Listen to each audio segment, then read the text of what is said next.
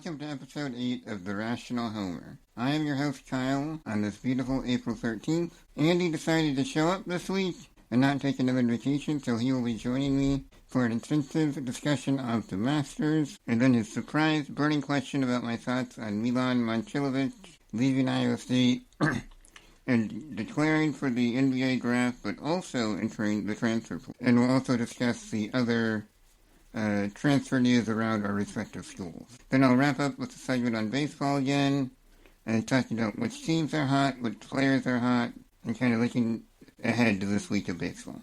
It was a great weekend at the Masters. Rory McIlroy ended up holding on to win it, sending off Scotty Scheffler, and even guys like Terrell Hatton, Russell Henley, and Justin Rose, who I was really pulling for Justin Rose, just because he was so close to beating Rory last year, and he's been playing for over 20 years, and he hasn't won a Masters yet. Andy, what were your thoughts on the finish at the Masters? Yeah, I mean, I thought it was another great tournament, great Sunday with a lot of big names in contention. Rory, I kind of thought he would either like win again or just not even be close because he kept speaking like how freely he was playing and coming into it because there was no pressure anymore to win it. And I kind of wasn't sold that he was gonna play so well, but he surprised me. Um, Hats off to him. He played really well. Even after his like super hot start and slow Saturday, he was able to finish things off. Even though it kind of just went back and forth for a little bit there on Sunday. But like you said, this was like the first year I actually wouldn't mind if Rose won. Normally, I'm not a fan of him at all, but he's kind of won me over a little bit. Just like he's been playing for so long, he's steady, he's just a competitor. So I wouldn't have been mad if he pulled it out. He made kind of a late charge there. I was hoping Cam Young could have done it because I'm just a big fan of him, but wasn't his year either. But overall, just another exciting round of the Masters. Yeah, and I mean, I think it was on Friday. Was it Friday or Saturday? I was watching, and they had a live look-in of Justin Rose talking to his caddy, whether to hit an 8 or a 9 iron. And just that whole interaction was really fun. That really made me like Rose and want him to win just because he disagreed with his caddy, but his shot ended up being the better, or his club choice ended up being the better choice. Yeah, I mean, I think he's one of those who's got like a very repetitive, like routine and system, not only like off the course, but then on the course with his pre-shot routine. And it clearly is working. He's so consistent. Yeah, I mean, he's been around a while. He's been around the block, as they say, and it's just kind of nice to have that steady, older guy. Not since Phil wasn't there, as the new generation comes in, there's still a couple of old guys that can still compete with the younger generation. For sure. It was, you mentioned Phil, it was kind of crazy. It's Masters since 94 without Tiger, Phil. I mean, it, not that either of them probably would have contended, but it's just, you feel like a changing of an era has officially, it's been happening, but it's just like now it's kind of just like, yes, it's happened. Luckily, there's a new wave of really good young golfers, but kind of sad to see some of the favorites be either too old or too injured or have some addiction problems to be playing anymore. Yeah, and just if we want to go back to earlier in the week, were there any surprises that people that made the cut or people that didn't make the cut that surprised you? For sure, the big surprise for missing the cut was Bryson. Just been playing so well. There's a lot of opinions on him with his like social media following and how big he's gotten on YouTube. His game's really good. He had just won a couple live events, so to see him miss the cut was wild. But feels like Augusta is a course that can get someone like him where he's kind of just trying to overpower courses. And that one, you have to be so particular on where you hit the ball, not only off the tee, but then on your approach shots and where you miss on the greens. So I want him to do well just because it's fun when he's up there. But yeah, it's surprising. Also, like if you told me he was going to be one of the biggest names to miss the cut, it wouldn't be the biggest surprise. And then in terms of who did really well, Morikawa, you could tell me how injured he looked and how much pain he's had with his back. to see him end up 9 under and right at the top of the leaderboard was kind of crazy and impressive. And so, I mean, it was a good showing by him, especially since he had to withdraw his most recent tournament. That was a pretty inspiring performance. What about you? Yeah, I mean, I like Morikawa too. But going back to DeChambeau for a second, and you were talking about, you kind of have to know when to take your shot at the Masters. And if you take it, if you don't take the right shot, it could go really badly. And I felt like that's what was happening to Bryson a bit. It just seemed like he was either trying to do too much, like you said, and then he put himself in a really bad situation, and he could never just seem to recover from that, like he got inside his head a little bit. I agree, especially like he was playing like fairly well, and to have a 7 on 18 to miss the cut, it just shows that clearly Augusta has him a little bit mentally that he's never fully conquered. And it just seems to be that major that he just can't fully figure out. Yeah, and hopefully, and he won't get another chance this year, but hopefully he will, in future years, be able to win that green jacket, that elusive green jacket. For sure. And I mean, he'll be around. He's too talented, but he clearly has not figured out Augusta yet. No, and he was using, what, a 3D printed iron, was it? Yeah. And His that like was a, 5 iron. yeah, that was a pretty big deal, I felt like. It was, he had to get that approved, right? By the Golf Association? Or was that another club? No, it was that one. Yeah, because he was talking about like how they were asking about how he makes it, and he was telling them like what he had to do, and then they were like, "Could you make one like for the weekend or whatever?" He's like, "Oh no, no, like way too long of a process, and like needs to be approved by the USGA, and so things like that." But he still was able to use that one. Yeah, I think another big surprise of the weekend was Jordan Spieth on Sunday, birdieing 18. Usually 16, 17, and 18 he really struggles with, but on Sunday he birdied 18 to get to 5 under and finish in the top 12 about. Yeah, finished tied for 12th. Obviously, I wish we were talking about him winning. The funny thing is he is hitting the ball like unbelievably well right now. And he even said after in his post-round press conference that he hit the ball better this year than he did in his win and his like second place finishes and his fourth place finish, which is kind of sad. It just means that his putter was that bad. And that's what he's been so streaky with the last few years that when he was winning, he was an unbelievable putter. So he keeps being a trendy pick for like these tournaments coming up that aren't the majors. Some people would call him a sleeper at the Masters. I don't know. I just Spieth, it's such a roller coaster. I'm Yeah, I happy he mean, shot 6 on Sunday to get a good placement, but it's like you were never really in it. yeah, I mean, he got that eagle out of the bunker, which was huge, and he was really Yeah, excited about it, and that was great.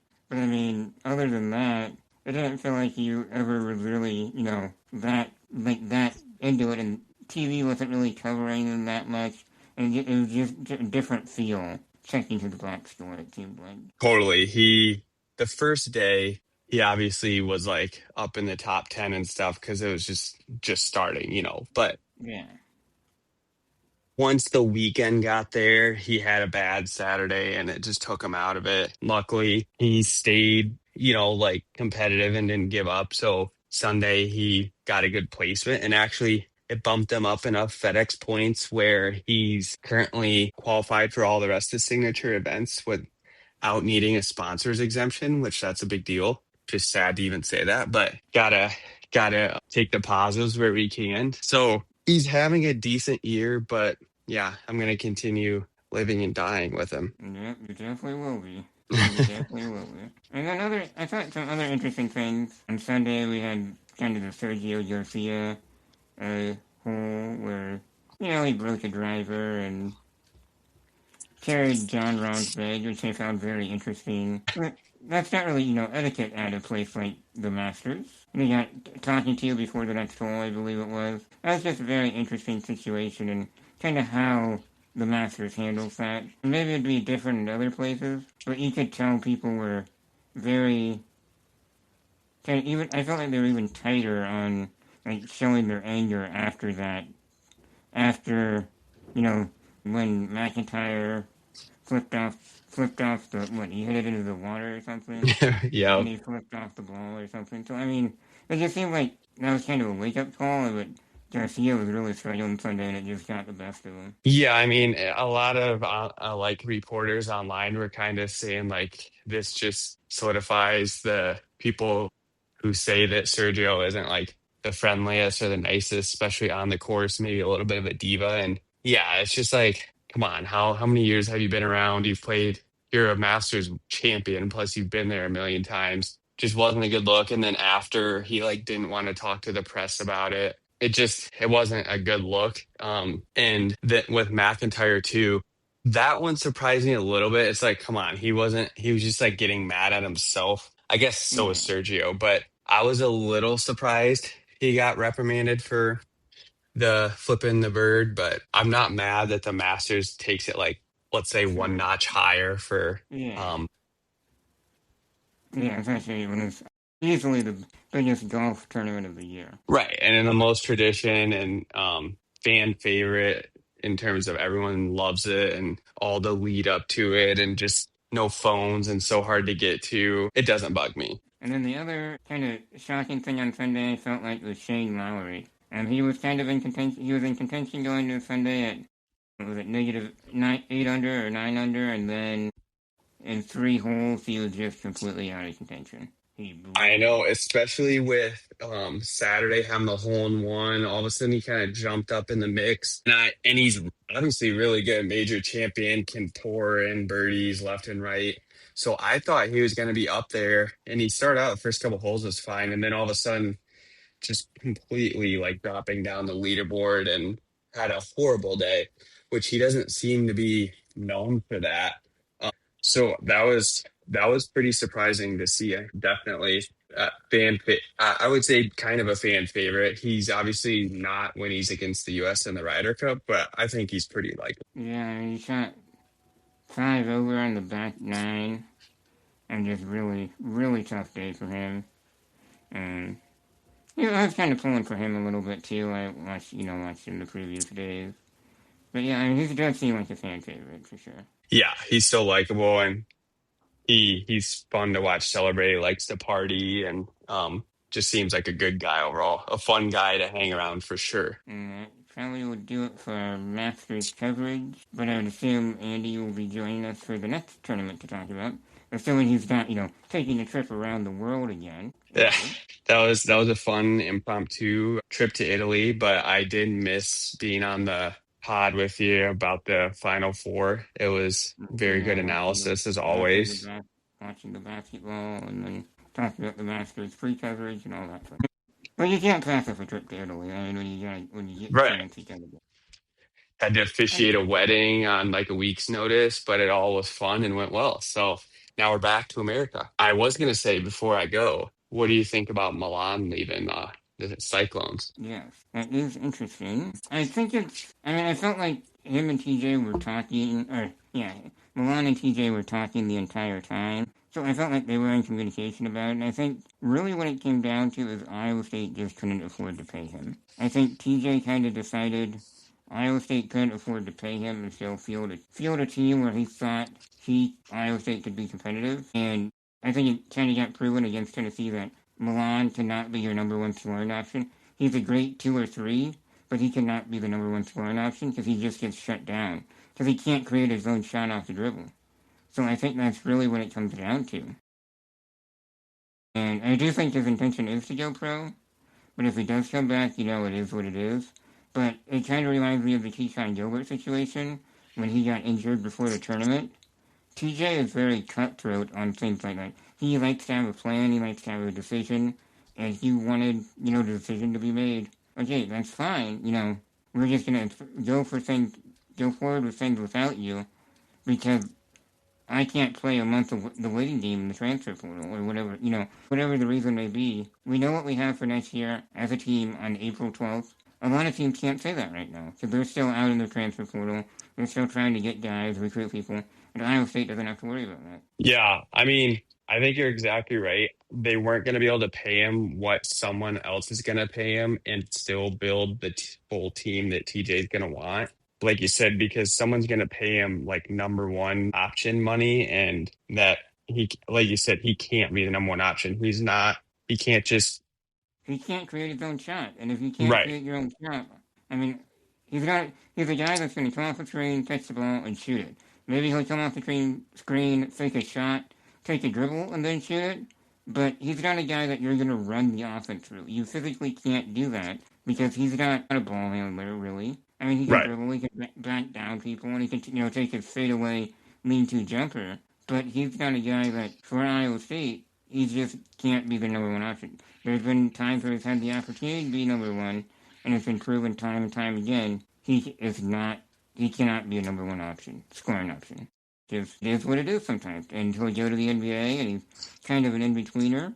So we'll see how that works out. But if he does come back, I'll still root for him. I still like the guy. But it's just kind of a situation of he did all he could at Iowa State, and I think TJ also realizes that in some respect. And we just part our separate ways and shake hands and enjoy the time we had together. Yeah, and I think that's honestly impressive that TJ can operate like that, almost take the emotion out of it. Like you said, already has the transfer portal like basically done. And that's definitely not the strategy that most coaches take, whether it's by choice or just like because they can't get guys to commit that easily. But he made up his mind. He obviously has had success at Iowa State, so he's got a system. And while on the surface it looks like shocking that Milan's leaving, when you kind of break it down like you just did, it really does make sense. And even though it kind of like hurts, it feels like it doesn't hurt as much in this portal era. Yeah, it still hurts, but it doesn't.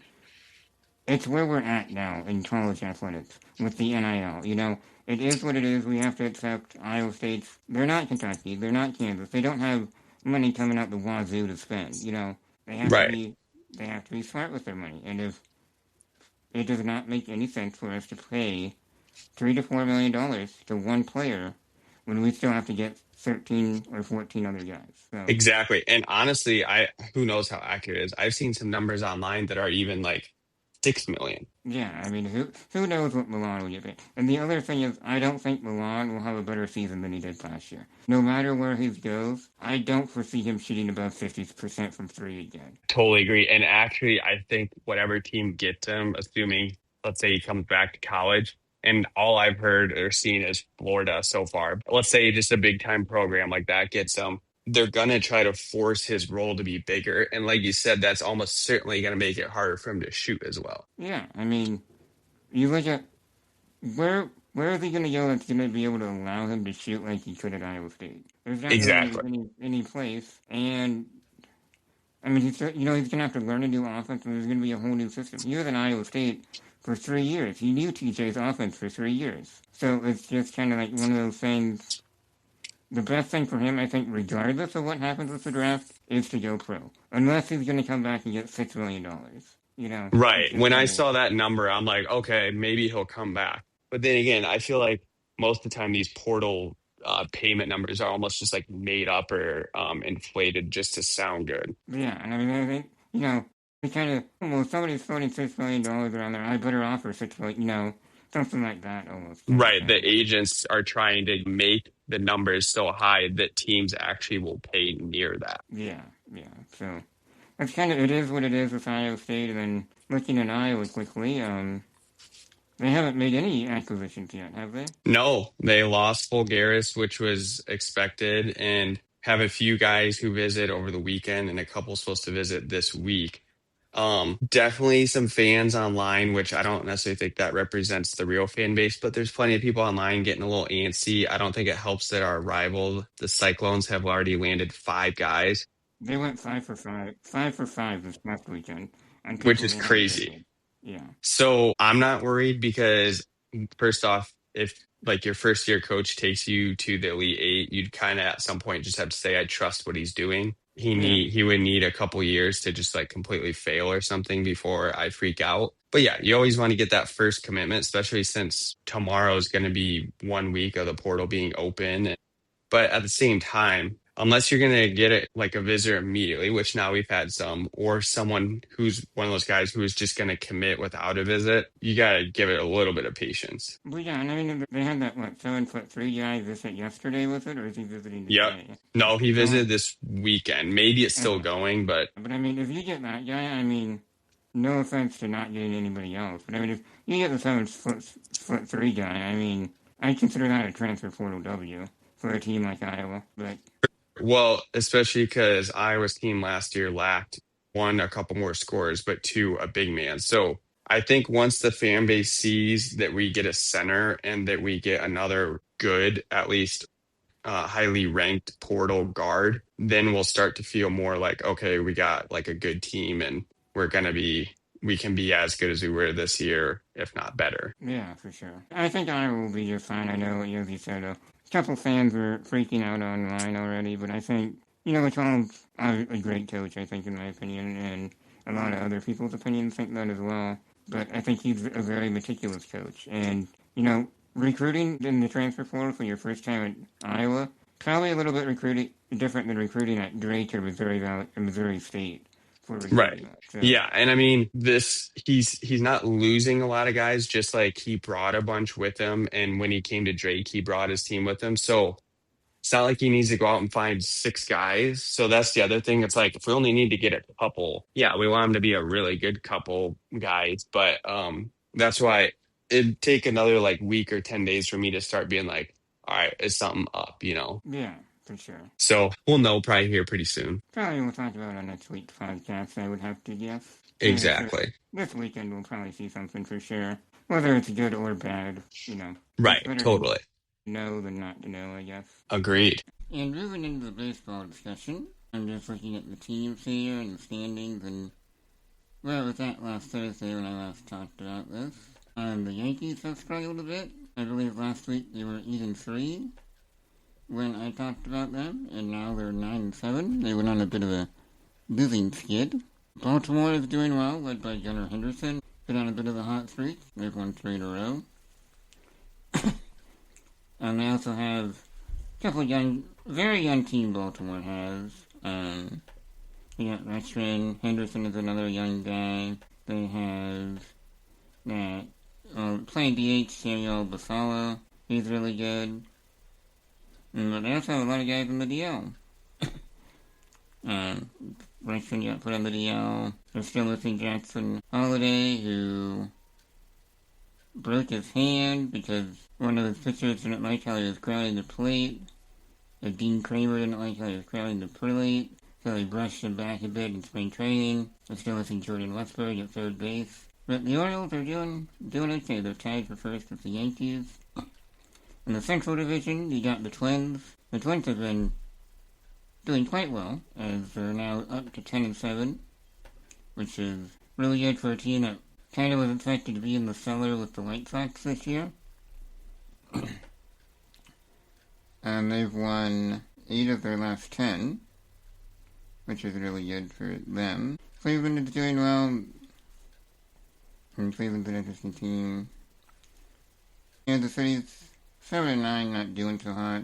The surprise team here is the Tigers. They're 7-9. They are on a 3-game winning streak. They have come back a little bit.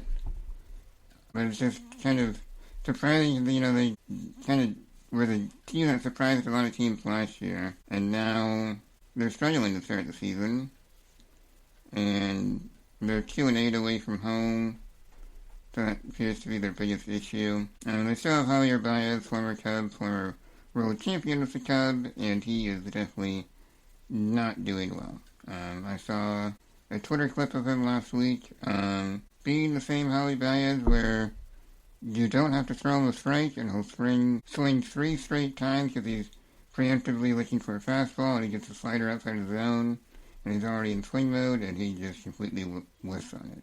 The team that is disappointing in the Central, I think, would be the Chicago White Sox. Over the past week, they have the best ERA and pitcher ERA in baseball. I believe it was like 1.57 I last saw. And they're 6-10. And I believe they went like 1-6 in the past week or something. Some crazy absurd like stat you wouldn't expect for a team that has the best pitcher ERA over the past 10 days or whatever it is. Then out west you have the Rangers catching up. The Athletics are doing quite well even though they have a negative run differential.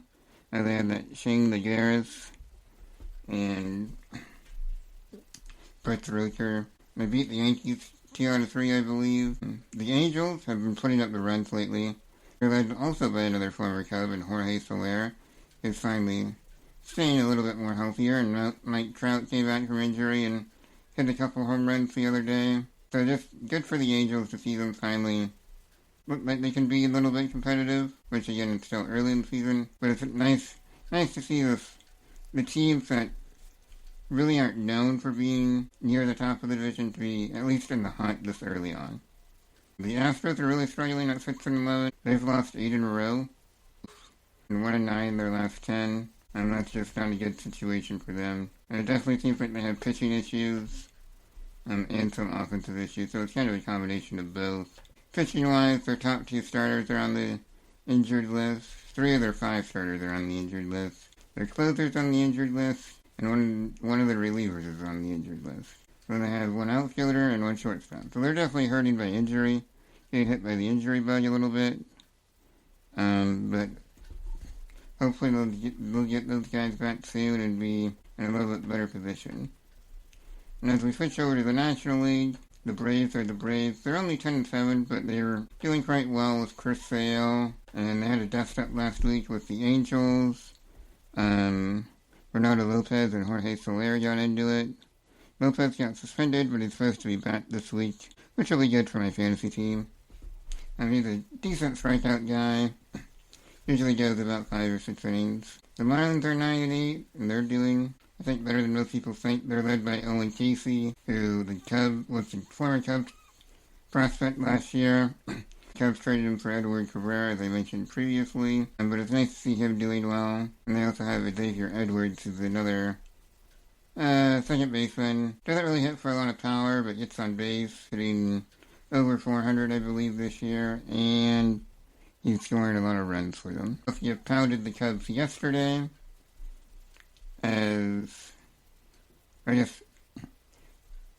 Philadelphia pounded the Cubs today, as Javier Assad just got kind of left in there to give up some runs and eat some innings, and I feel kind of bad about that. But, the Cubs have to manage their bullpen, kind of not overextend guys. They left Baines in there for a couple innings just to eat pitches. I would assume there will be a move coming today about sending him back down. Sending Baines back down, that is. Again, the surprise team in the Central is definitely the Pirates at 10-6. They're led by Brandon Lau and O'Neill Cruz have both been hitting the crap out of the ball lately. And O'Neill hits the ball hard, and Lau just hits the ball a long way. And we always knew Brandon Lau had a lot of power, but you're really seeing it so far this early in the season with Pittsburgh. Cincinnati's doing okay. They did drop a bit. They're back to 9-7. 6-4 in their last 10 games. Pitching-wise, Andrew Abbott is struggling a lot. He got blown up in his last outing, which is not good at all. But their bullpen's pretty solid. They got Brandon Burke in the bullpen, a lefty reliever specialist, and Emilio Pagan's closer. Brewers lost Christian Yelich to injury, so their outfield will look a little bit different, and they're still missing Cheerio. They've lost 5 in a row, which is very concerning. Their offense just really isn't producing, it seems like. Now we move on to St. Louis, and they've lost 3 in a row. They're 8-8. But they're definitely, their star player right now is Jordan Walker. As he has 8 home runs in the season. It seems like he's hitting about a home run a day for the past week. And I have an interesting, not connection with Jordan Walker, but I had him on my fantasy team for a couple of years. And he was this big, hyped up prospect, and he never really panned out. But I'm really glad he did figure it out, and he's making a contribution to St. Louis. Because you kind of hate to see top prospects, have all this hoopla, and then they just never really pan out to be who they're supposed to be. And it's a little bit different than the Chris Bryant situation, because Chris Bryant had injuries. But Chris Bryant had a couple good years, then he started getting hit by injuries, and he's pretty much he's retired now, because he just can't play through his injuries, and that's really, really sad. So I'm glad to see Walker turning around. The Cubs are the Cubs. They're still 7-9. Pitching is a big concern. I don't know what some of Council's managerial decisions on pitching are. I find them very interesting, especially when he brings certain guys in. It's just very, I don't know how much longer. I know he's signed to a long-term contract as the Cubs manager, but I feel like he could get run out of Chicago if this kind of pattern keeps up where he's not really, doesn't really seem to be figuring it out, and the Cubs also maybe aren't spending as much money as they should to help with the bullpen issue. Or the starter issue. And then we move out to the West. Dodgers, led by Shohei Ohtani, and their character of MLB All-Stars. They're 12-4. Not really concerned in them losing the West. Coming on hot is the San Diego Padres, as they've won 5 in a row. People like Jackson Merrill, Evan Sheets hit 2 home runs in the game last week. One was a 3-run walk-off. And they got Manny Machado, Xander Bogaerts, Fernando Tatis. They got Mason Miller, arguably the best closer in the game, with some pretty insane stats. And the stats on Miller are, he has 7 games and 7.1 innings pitched. He's given up 1 hit, 1 walk, and struck out 19 batters. That means out of 22 batters faced, or 22 batters he's gotten out, he's struck out 19 of them, which is just an insane clip. Almost unheard of, and making his early case for potentially a Cy Young if this pace keeps up and he just continues dominating. He'll have to get his saves up a lot more, but if he continues at this pace, that strikeout rate is going to be pretty incredible to see. And closing out the West here, you got the Diamondbacks still doing okay at 9-8. They've been up and down. They're led by pitcher Zach Gallen. Then you got the Rockies, who've lost 4 in a row. The Giants, who've lost 2 in a row. Rockies aren't really a team that's too interesting. They're mostly a young team again. No really big-name players. You got Hunter Goodwin, who's considered one of the best catchers in the league offensively. But he's struggling, and I hear about it about every week from my Uncle Jim because he owns him on his fantasy team. And let me tell you, it is something. If a guy is struggling, I will definitely know about it. Then we move on to the Giants, and I don't really have much to say about the Giants. They have a negative 21 run differential. They're 3-7 at home. They acquired Devers last year mid-season, and he's doing alright, but the rest of, and Casey Smith is having a great year, but the rest of the team leaves a lot left to be desired, as they say. But that will wrap up this week's podcast. Next week, probably won't be talking about golf. We'll probably talk about the transfer portal, and then the baseball again. We will see if Andy will be back or not. Not really sure. I mean, if there's Iowa news, I'm sure Andy will be back. Other than that, I'll probably do baseball by myself again. But thanks for listening, and we'll see you next week. And remember, if you have any questions or comments or suggestions for sports-related content you'd like me to react to, send an email to rationalhomer@gmail.com.